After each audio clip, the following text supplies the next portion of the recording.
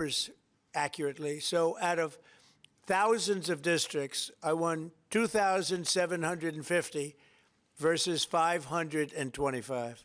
Think of that, 2,750 versus 525. It was great. That's why the map, when you see a map of the election, it's all red, other than two little narrow lines on the other side. Please. Sir, Jimmy Lai was convicted today in Hong Kong. Do you have any reactions? I feel so badly. I spoke to President Xi about it, and I asked to consider his release. He's not well. He's an older man, and he's not well. So I did put that request out. We'll see what happens. Okay? Yeah, please, Katie. Question about Ukraine. Now that the meetings in Berlin have wrapped up with Zelensky, right, is there a timetable for going to Moscow? Is a delegation going? Well, I think that the delegation is largely there right now, actually. They're in Europe, and they met with those people that I called out before, the various countries, plus some others.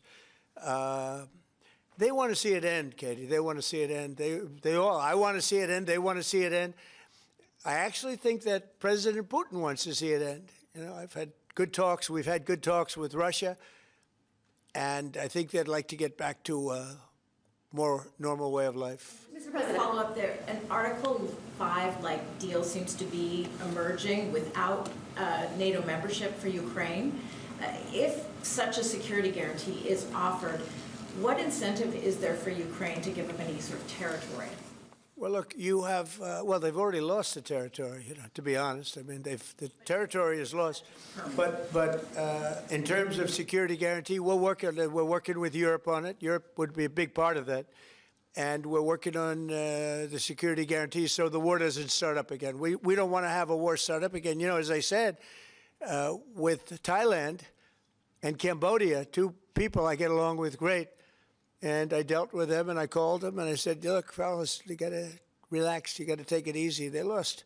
You know, they started the war again, and I got it ended.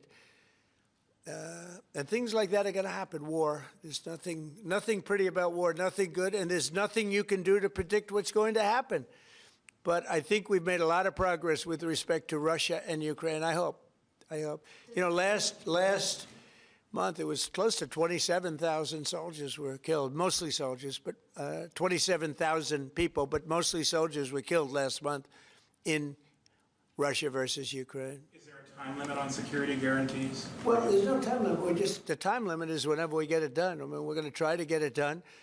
We're making progress. It's more difficult than anybody could have thought. I would have said that half of the wars that I got settled, some were going for over 30 years, that half of them should have been more difficult, and they actually haven't been. There's a lot of dislike between the two leaders, you know that, and so it probably makes it a little bit tough. Have you spoken directly to Putin? Have you recently spoken directly to Putin?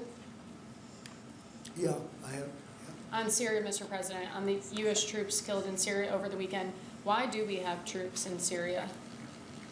Because we're trying to make sure that there's going to be and remain peace in the Middle East, and Syria is a big part of it. The new leader is a strong person, and that's what you need. This is a rough part of the world, and it's been amazing what's taken place in Syria. We got rid of Assad. We got rid of other people that were really bad people and that were in the way of peace in the Middle East. You know, we have legitimate peace in the Middle East, first time in 3,000 years. And we have 59 countries backing it.